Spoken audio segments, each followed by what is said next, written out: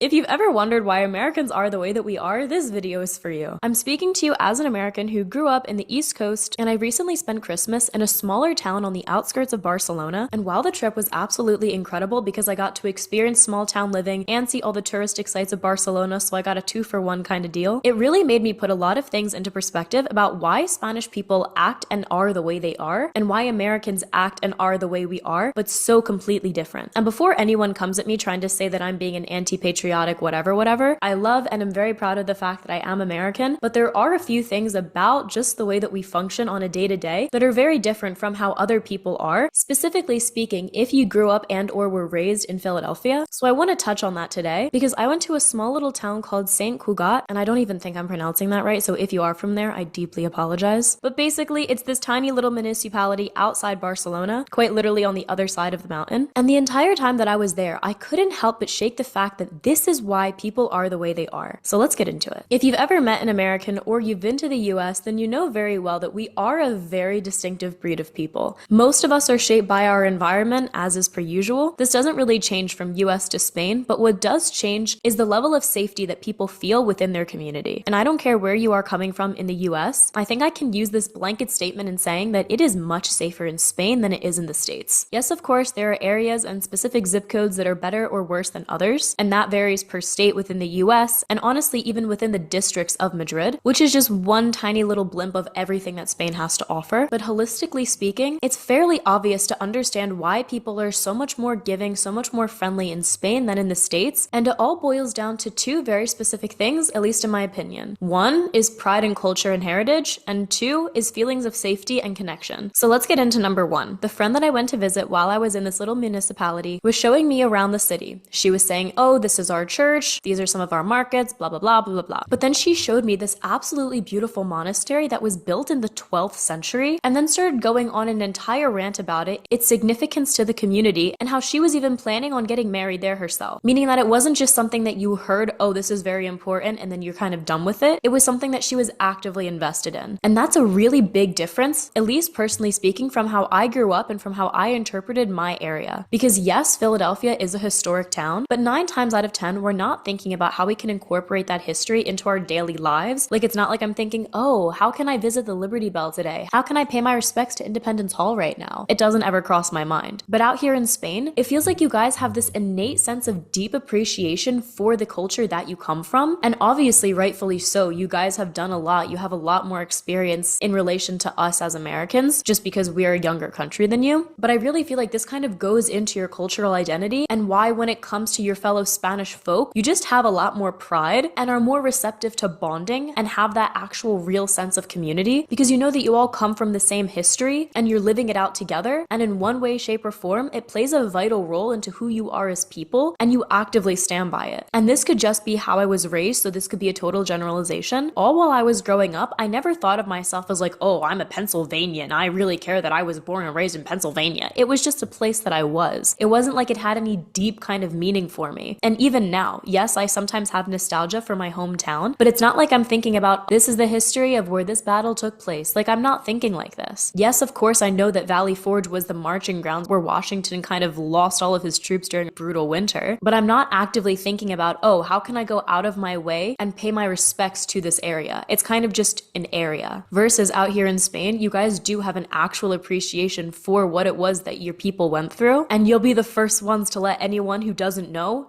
about it. And I think this is so special and so unique because I've been to the Netherlands, I've been to Germany, I've been to France. Everyone has this really strong sense of cultural identity, but I haven't lived in any of those places for as long as I've been living in Spain. And for so long, I wondered why Spanish people were always so friendly with each other when it felt like us as Americans always felt so divided. And I really do feel like one part of the reason why is because you all have this pride of literally your entire history. And when you know you're all coming from the same very rich, very profound background, it makes it easier to form that one small little connection with your fellow Spanish person. And even though, yes, I'm making a generalization and I know that there are tensions between people everywhere, I'm not saying that everyone's over here singing Kumbaya, it makes you guys way more receptive to even want to have a conversation or want to meet a new friend when you're going out. And it's definitely not something you're doing consciously, but I definitely think there's a subconscious element to it. And this brings me to number 2, the conscious element of it all. There really is something to be said about the level of safety I felt when I was in this small little city. It was even stronger than when I'm I'm in Madrid, and Madrid is very safe. I think something I'm not too pleased about just in terms of how I was raised was the level of discomfort I felt within my own community. Being born and raised in the suburbs outside of Philadelphia, it was definitely much safer than being in the center of the city, but it didn't come without its risks. There was constantly reports of people going missing, people getting hurt, or people getting killed. It wasn't something that you could avoid just because you were in a different area. It was just generally known that it could happen to you. Even in the town that I was growing up in, my mom was always so hypervigilant of where I was, what I was doing, not in the helicopter parent way, because you definitely had those kinds of people, but in the way of like, is my daughter gonna come home from school today? And I can only imagine what that does to the psyche of a parent, because I've only experienced it as a child, but I'm seeing now how it shaped me as an adult, because anyone that knows me knows that even though I'm in Madrid, even when I was in this small little municipality, I didn't go out after dark. And around this time of year, it gets dark pretty quickly, so you can imagine what kind of hermit crab I turn into. Like, anyone that knows me knows I live for the day, I go out, I'll go to a cafe, I'll meet up with people, I'm very social, but the second that it starts getting dark, I either need to be in a group or I don't go out at all. And I 100% believe that this is because of all the repressed trauma that I've had as a little kid of constantly being told of all the terrible things that could happen to me in the night. I've had friends that were mugged, I've had friends that were sexually assaulted, and I've had friends of friends that have gotten into terrible accidents in which they've been permanently hurt. Where I come from, it's not completely unreasonable to be very skeptical of your surroundings, and therefore very skeptical of other people. And of course you need to be vigilant everywhere, but I've noticed, especially in Spain, this level of hypervigilance is just not practiced by most people. People are obviously aware of their surroundings, and they're careful in the sense that they're not doing anything stupid that would get them obviously hurt, but there's this general air of safety and I'm going to be okay within many communities, at least in this small municipality that I was in. And when you feel like your guard can be lowered even just a little bit, I feel like that also plays a role in your receptiveness to want to reciprocate a nice connection with a new person. Like, you're not looking at this new person as, okay, are you going to be my killer later on? Are you going to be my rapist later on? Are you the kind of people they make documentaries about? You're looking at this person as like, oh, are you going to be my friend? That's it.